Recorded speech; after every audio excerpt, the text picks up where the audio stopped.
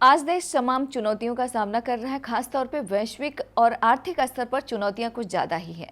इन्हीं तमाम मुद्दों पर बातचीत करने के लिए आज हमारे साथ मौजूद हैं भूतपूर्व वरिष्ठ प्रशासक, राजनीतिज्ञ, पूर्व केंद्रीय वित्त मंत्री एवं विदेश मंत्री यशवंत सिन्हा जी। जनतंत्र टीवी में आपका स्वागत है। धन्यवाद। अफगानिस्तान में जो हालात हैं, भारत ने बहुत विकास के कार्य वहां पर किए, उसके बावजूद भारत को कोई तवज्जो नहीं मिल रहा है। आपको क्या लगता है कि गलती कहाँ हुई है देश से? देखिए, मैं अपनी बात की शुरुआत इस बात से करना चाहता हूँ कि ये मेरा व्यक्तिगत अनुभव है, क्योंकि मैं अफ़गानिस्तान गया था जब मैं विदेश मंत्री था, और मैंने पाया कि अफ़गानिस्तान के लोगों में, वहाँ के आवाम में, आम जनता में भारत के लिए बहुत प्यार है। जितना प्यार भारत के लिए उनके लोगों में है, मैं समझता हूँ कि शायद उतना किसी और दूसरे देश के लिए नहीं है। तो ये एक नंबर की बात। दूसरे नंबर की बात जो है वो ये है कि आपने ठीक कहा कि हम लोगों ने बहुत विकास का काम किया है। मैं स्वयं जब हेरात गया था तो वहाँ लोकल गवर्नर थे इस्माइल खां। उन्होंने मुझसे कहा कि आप लोग हमारा सलमा डैम बनवा दीजिए। तो मैंने लौटकर तुरंत कार्रवाई की, प्रोजेक्ट रिपोर्ट बना और सलमा डैम बना। आज फ्रेंडशिप डैम के नाम से जाना जाता है उसको। फिर हम लोगों ने मैंने ही पहल करके वहाँ जो उन लोगों की पार्लियामेंट बिल्डिंग है वो बनवाई, कृषि के क्षेत्र में, ताकि वो अफीम की खेती ना करें। इसलिए हम लोगों ने बहुत काम किया। ट्रांसपोर्ट में, चाहे वो लैंड ट्रांसपोर्ट हो चाहे एयर ट्रांसपोर्ट हो, वहाँ उनकी सिस्टम को स्ट्रेंथन करने के लिए काम किया। तो मैं ये कह रहा हूँ कि ये दो चीज़ें जो हैं, अफ़गानिस्तान की जनता के मन में भारत के लिए प्यार, और नंबर दो, हम लोगों ने 20 साल में जो विकास का काम किया है वो हमारे एसेट हैं अफ़गानिस्तान के मामले में। इसलिए हम लोगों को बेझिझक अपनी एक नीति घोषित करनी चाहिए अफ़गानिस्तान के बारे में। क्या नीति हो, मैं थोड़ा आपको बताना चाहूँगा। नंबर एक उसका बिंदु हो कि हम अफ़गानिस्तान की जनता के साथ खड़े थे, खड़े हैं और आगे भी खड़े रहेंगे जनता के साथ। नंबर दो, अगर कोई फोर्स का इस्तेमाल करके, बल का प्रयोग करके अगर वहाँ पर सरकार बनाता है तो भारत उस सरकार को मान्यता नहीं देगी। ये साफ तौर पर कहना चाहिए। नंबर तीन, कि वहाँ पर हम चाहेंगे कि प्रजातंत्र लागू हो, जो ह्यूमन राइट्स हैं वो लागू हों, महिलाओं के लिए जो कद्र होना चाहिए वो लागू हो। और इसका मतलब ये हुआ कि वहाँ पर प्रजातांत्रिक तरीके से चुनाव हो और चुनाव के माध्यम से वहाँ की सरकार चुनी जाए। और इस प्रकार अगर सरकार चुनी जाती है तो उस सरकार को मान्यता देने में हमको कोई हिचक नहीं होनी चाहिए। लेकिन अगर बल प्रयोग करके कोई सत्ता पर काबिज हो जाता है तो हमें साफ शब्दों पर कहना चाहिए कि हम उसके पक्ष में नहीं हैं। तो इसलिए आज हम जहाँ खड़े हैं, हमने बहुत वेट एंड वॉच कर लिया। आज मैं ज़ोर दे के इस बात को कहना चाहता हूँ कि कुछ ऐसे वैल्यूज़ हैं, मूल्य हैं, जिस पर हमको अपने पॉलिसी जो है अफ़गानिस्तान के प्रति, उसको आधारित करके, बेस करके हमको अपनी नीति की घोषणा करनी चाहिए। आज़ादी के बाद से देखा जाए तो रूस के साथ रिश्ते बहुत अच्छे थे, रूस ने बहुत ज़्यादा साथ दिया। लेकिन 1990 के बाद भारत का अमेरिका से जो नज़दीकी हुआ वो फायदेमंद साबित हुआ या नुकसानदेह?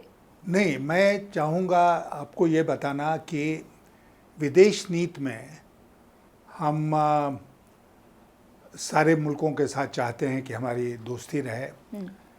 रूस हमारा बहुत विशेष दोस्त रहा है और हर मौके पर रूस काम आया है, अमेरिका नहीं काम आया।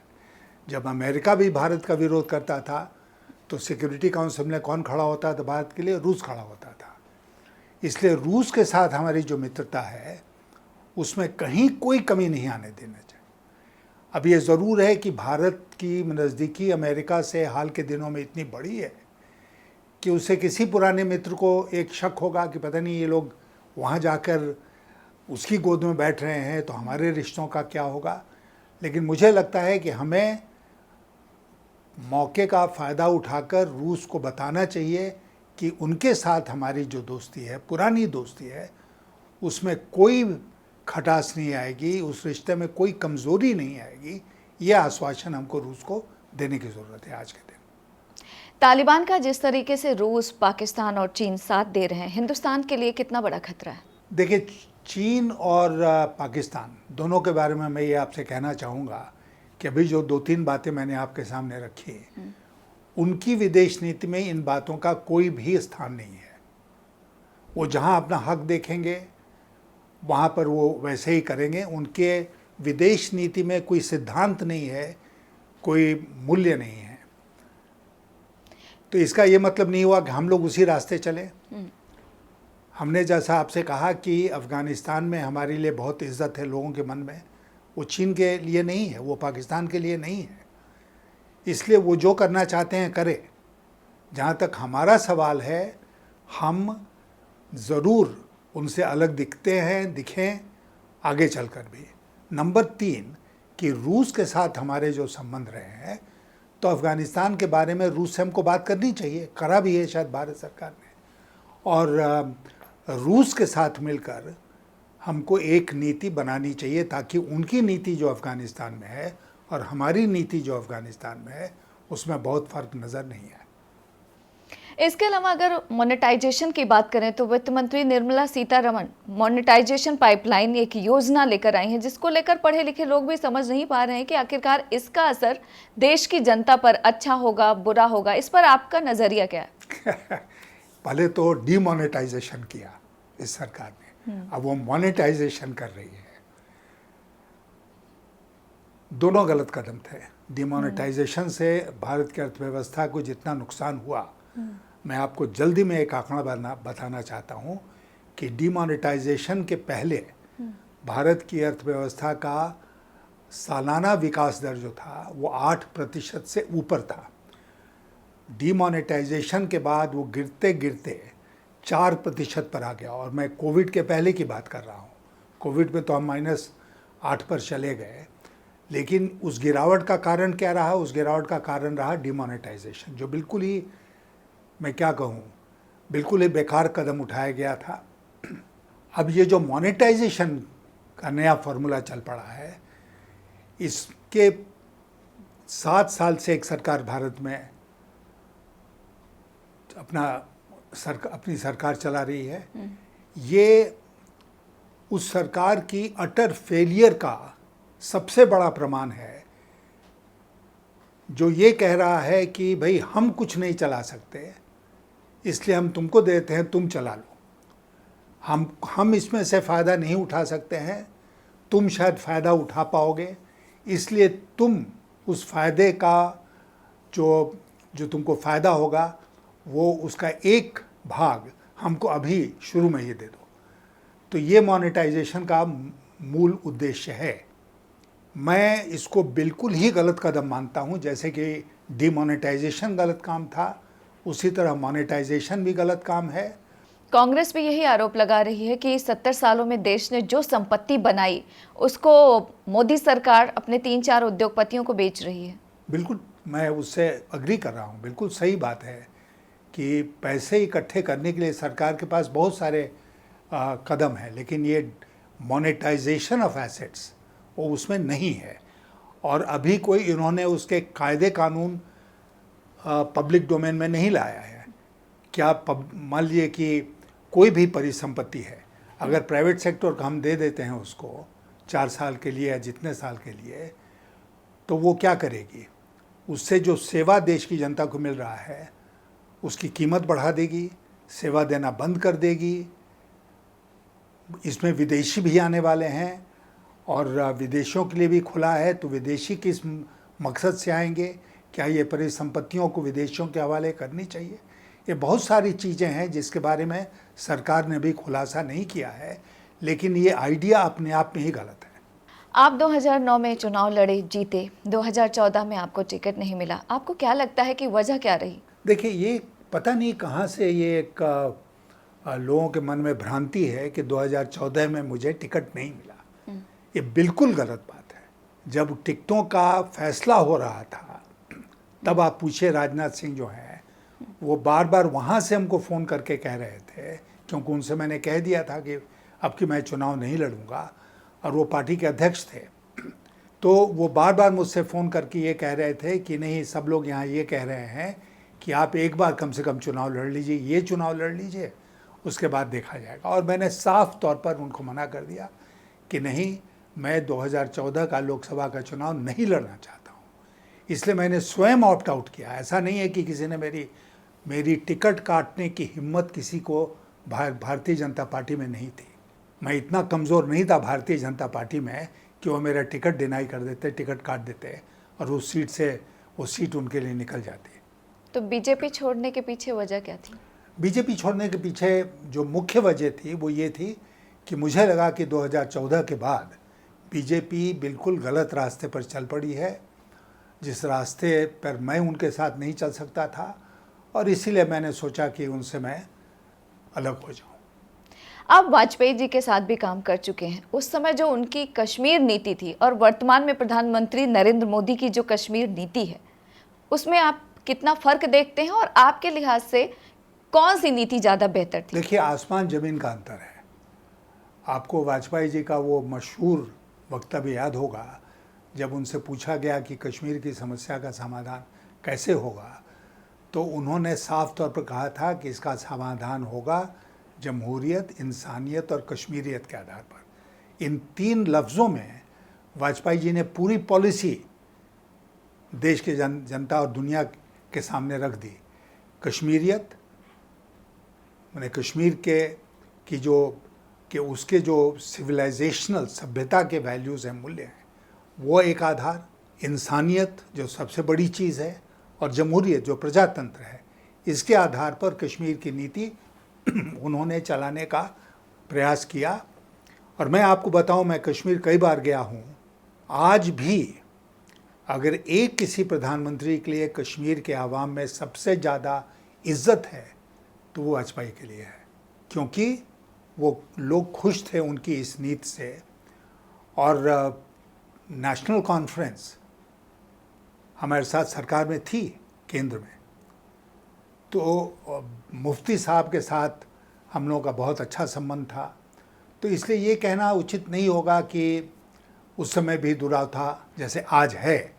आज कश्मीर के लोग भारत सरकार के साथ नहीं हैं, और हमारे जैसे लोग जो बार बार कश्मीर जाते हैं, वो वहाँ के लोगों को यही कहने के लिए जाते हैं कि भारत सरकार भारत नहीं है, भारत सरकार गलत रास्ते पर जा रही है, लेकिन भारत के लोग आपके साथ हैं, और इसलिए आपके साथ जो भी अन्याय हो रहा है वो किसी न किसी दिन जब सरकार बदलेगी तो ये सब दूर होगा।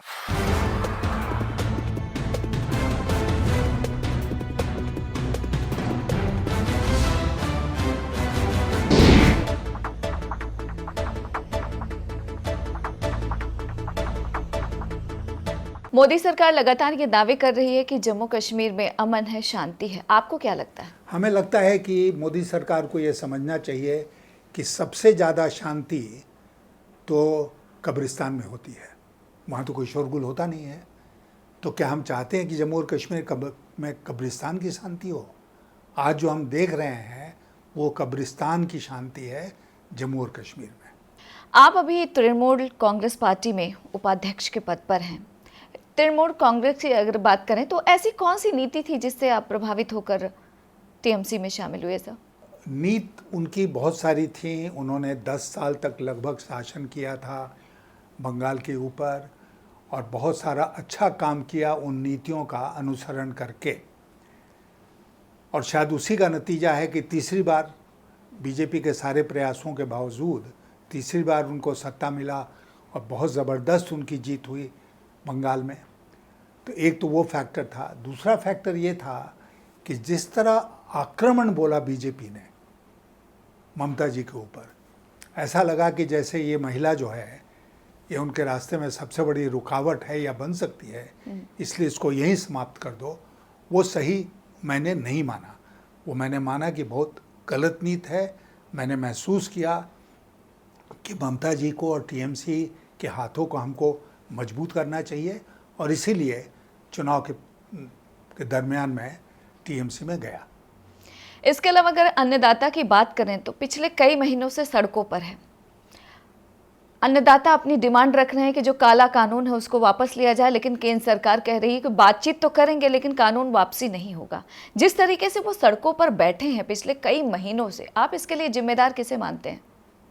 दोषी कौन? विशुद्ध रूप से भारत सरकार को। एक तो उन्होंने जोर ज़बरदस्ती करके वो तीनों काले कानून पास कराए। किसके लिए पास कराए? देश के किसानों के लिए कहते हैं। किसान ही जब नहीं चाहता है तो इस कानून का मतलब क्या है? लेकिन उस कानून के पीछे जो मंशा इनकी थी वो भारत का किसान उसकी बेहतरी नहीं थी। इनकी मंशा ये थी कि किसानी अर्थव्यवस्था जो है उसको पूरी तरह से कुछ चंद घरानों के जो कॉरपोरेट्स हैं उनके हाथ में दे दिया जाए। आज सबको पता है कि देश में किस कदर महंगाई, बेरोजगारी बढ़ रही है। उद्योग धंधे ठप हो चुके हैं, छोटे छोटे जो उद्योग होते थे वो बंद हो चुके हैं, लोग सड़कों पर आ चुके हैं, खाने को कुछ है नहीं। सरकार कहती है कोरोना संक्रमण का असर है। आपको क्या लगता है कि इन तमाम चीज़ों के लिए जिम्मेदार कौन है, दोषी कौन है? विशुद्ध रूप से भारत की सरकार है। मैंने अभी आपको आंकड़ा दिया कि कैसे 8% से ऊपर से हमारा विकास दर घट के 4% पर आ गया था। कब? कोविड के पहले लगातार उसमें गिरावट शुरू हो गई थी 2017-18 से। तो वो इनकी कोई नीति ऐसी नहीं बनी जो उसको रोक सकती थी, उसको थाम सकती थी। इसलिए अर्थव्यवस्था में गिरावट होती चली गई। अर्थव्यवस्था में जब गिरावट आती है, मैं आपको बताऊं कि 4% हम कहते हैं कि घट गई, हमारा ग्रोथ रेट घट गया। 4% ग्रोथ रेट घटने का मतलब हो जाता है 16 से 20 लाख करोड़ रुपया। 16 से 20 लाख करोड़ रुपया घट गया तो आमदनी किसकी गई? जो पहले आमदनी थी देश की उसमें गिरावट आई है। आपकी आमदनी थी, हमारी आमदनी थी, जो रोज़ कमा रहा था उसकी आमदनी थी। और उसके बाद इन लोगों ने बिल्कुल बिना सोचे समझे लॉकडाउन लगा दिया। और लॉकडाउन लगाने का असर क्या हुआ? आपने देखा उन मज़दूर परिवारों को जो कैसे पैदल जहाँ जहाँ काम करते थे वहाँ से बिहार, उत्तर प्रदेश, बंगाल लौटने के लिए मजबूर हुए। तो क्यों किया है? सरकार ने ही किया है ये काम। बिना सोचे समझे लॉकडाउन लगाना, बिना कोई सेफ्टी नेट के लॉकडाउन लगाना। तो इस सरकार की अर्थनीति के बारे में जितना कहा जाए, जितनी शिकायत की जाए उतनी कम होगी, क्योंकि इसने अर्थव्यवस्था को बिल्कुल पूरी तरह से बर्बाद कर दिया है। अगर आपकी बात करें तो संसद के मॉनसून सत्र से पहले आपने कोशिश की तमाम विपक्षी दल एक सुर में होकर जो खामियां हैं देश में उसके खिलाफ आवाज उठाएं। क्या आपको लगता है कि उसमें आप सफल हो पाए? नहीं, मैं उन चंद नहीं कई लोगों में हूँ जो इस तरह का प्रयास कर रहे हैं कि विपक्षी दल एक साथ आएँ। और मुझे खुशी इस बात की है कि जब पार्लियामेंट का सत्र आया तो उसमें कम से कम फ्लोर कोऑर्डिनेशन विपक्षी दलों का पहले के मुकाबले बहुत बेहतर था और उन्होंने इकट्ठे होकर लड़ाई लड़ी सरकार के खिलाफ।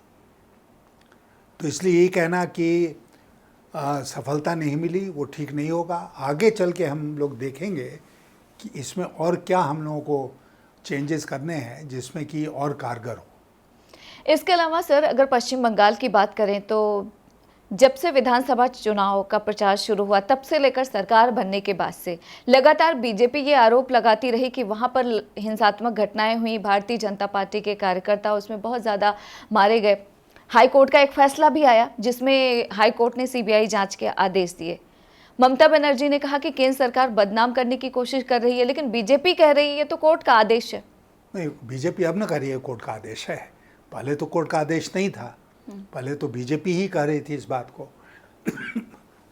देखिए, आपको इस बात को याद रखना पड़ेगा कि बीजेपी के प्रधानमंत्री, बीजेपी के गृह मंत्री, जिस तरह उनकी करारी हुई बंगाल में, हार हुई, उसको उन्होंने स्वीकार नहीं किया है, क्योंकि ये प्रजातंत्र में ये लोग विश्वास ही नहीं करते हैं। तो उन्होंने नहीं उसको स्वीकार किया। नहीं स्वीकार किया तो डे वन से वो लगातार ममता के लिए परेशानी खड़े करने की कोशिश कर रहे हैं। आज नेशनल ह्यूमन राइट्स कमीशन जो है उसके अध्यक्ष कौन है? वो वही सुप्रीम कोर्ट के जज साहब हैं जिन्होंने मोदी जी की मौजूदगी में कहा था कि he is a visionary leader, he thinks globally and acts locally. उनके मुंह पर उनकी तारीफ के पुल बांधे थे जब वो सुप्रीम कोर्ट के जज थे। क्या उनको ये शोभा देता था? बहुत बदनामी कराई उन्होंने जुडिशरी की ये सब बातें कह के। उसके बाद उनको रिवॉर्ड मिला। रिवॉर्ड ये मिला कि उनको ह्यूमन राइट्स कमीशन का चेयरमैन बना दिया गया। अब वो ह्यूमन राइट्स कमीशन का आज दुरुपयोग हो रहा है। वो लोग जा रहे हैं बंगाल में, टीम भेज रहे हैं। अब वो ये सब बातें कह रही है और उसके बाद ठीक है, वहाँ पर उन्होंने हाईकोर्ट ने कहा कि सीबीआई जांच हो, दूध का दूध और पानी का पानी हो। लेकिन क्या सीबीआई जांच निष्पक्ष होगी? क्या सीबीआई वो तोता नहीं है जो पिंजड़े में बंद है भारत सरकार के? तो उस सीबीआई से हम कैसे उम्मीद कर सकते हैं कि वो निष्पक्ष जांच करेगी? तो ह्यूमन राइट्स कमीशन हो, उसका दुरुपयोग हुआ, सीबीआई का दुरुपयोग होगा और सब दुरुपयोग करके वो किसी तरह ये प्रूव करना चाहते हैं कि बहुत हिंसा हुई बंगाल में और बीजेपी वालों को बहुत, कितने सारे टीएमसी के नेता मारे गए वहाँ पर, वर्कर मारे गए। इसका कोई हिसाब है इनके पास? क्या आपको लगता है कि केंद्र सरकार बदले की कार्रवाई कर रही है? बिल्कुल। मैंने कहा उन्होंने हार स्वीकार की नहीं, उन्होंने लोगों के फैसले को स्वीकार नहीं किया, जनादेश को स्वीकार नहीं किया और इसलिए बदले की भावना से काम कर रही है। केंद्र सरकार ने प्रधानमंत्री के निर्देश पर विदेश मंत्री ने सर्वदलीय बैठक बुलाई। तमाम दल के लोग वहां पर उपस्थित रहे, उनको बताया गया कि हालात के बारे में, लेकिन ज्यादातर लोग सरकार के साथ तो हैं लेकिन सरकार द्वारा बताई गई बातों से सहमत नहीं है। जो सर्वदलीय बैठक बुलाई गई थी उसे आप कैसे देखते हैं? देखिए, पहले तो मैं ये मानता हूँ कि उसमें प्रधानमंत्री जी को स्वयं उपस्थित होना चाहिए था। वो उपस्थित नहीं हुए, इसका मतलब कि इस बैठक को उन्होंने वो महत्व नहीं दिया जो महत्व उनको देना चाहिए था। अगर वाजपेयी जी होते तो वो स्वयं इस बैठक को बुलाते, स्वयं उसमें उपस्थित होते। दूसरी बात जो है वो ये है कि आपने अपनी पॉलिसी एक्सप्लेन की, बैठक लंबी चली, बाकी लोगों की बात आपने सुनी, क्या बातचीत हुई, लोगों ने क्या बताया मुझे नहीं पता है। लेकिन मुख्य रूप से हमें सब लोगों को विश्वास में लेते हुए अपनी एक राष्ट्रीय नीति अफगानिस्तान के लिए बनानी चाहिए और उसके मुख्य अंश का मैंने वर्णन आपके सामने कर दिया है। वर्तमान हालात जो देश का है, आपको क्या लगता है कि मोदी सरकार सही दिशा में चल रही है देश की जनता के विकास को लेकर? नहीं, विकास को लेकर उनको मैंने आपको आंकड़े दिए ये साबित करने के लिए कि मोदी सरकार ने देश की अर्थव्यवस्था को नीचे ले जाने का काम किया है, ऊपर ले जाने का काम नहीं किया है। और अगर अर्थव्यवस्था में गति नहीं आएगी, स्पीड नहीं आएगा, तो उसका नतीजा क्या होगा? उसका नतीजा होगा कि लोगों की आय घटेगी, जो लोग एम्प्लॉयड हैं वो अनएम्प्लॉयड हो जाएंगे, अनएम्प्लॉयमेंट बहुत तेज़ी से आगे बढ़ेगा और लोगों की जो परेशानी है रोज़मर्रे की वो बढ़ेगी, महंगाई बढ़ेगी। आपने हमें समय दिया उसके लिए आपका बहुत बहुत शुक्रिया। धन्यवाद। तो हम बात कर रहे थे वरिष्ठ नेता यशवंत सिन्हा जी से, जिन्होंने तमाम सवालों के जवाब बड़े ही बेबाकी के साथ दिया। फिलहाल आप हमें और हमारी टीम को इजाजत दीजिए और देखते रहिए जनतंत्र टीवी।